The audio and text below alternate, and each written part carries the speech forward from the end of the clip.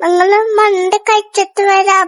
Okay, അപ്പൊ നമുക്ക് മന്തി കഴിച്ചു വന്നിട്ട് ബാക്കി കാണാം. ഓക്കെ, ടാറ്റാ. ഹായ്. അപ്പൊ ഞങ്ങക്ക് മന്തി കഴിക്കുന്ന ഒരു ആഗ്രഹം തോന്നി. നമ്മുടെ കുറുക്കഞ്ചേരി ഐ വിഷൻ ഹോസ്പിറ്റലിനടുത്തുള്ള അൽഡ്രീം മന്തി റെസ്റ്റോറന്റിലേക്കാണ് ഞങ്ങൾ പോയത്.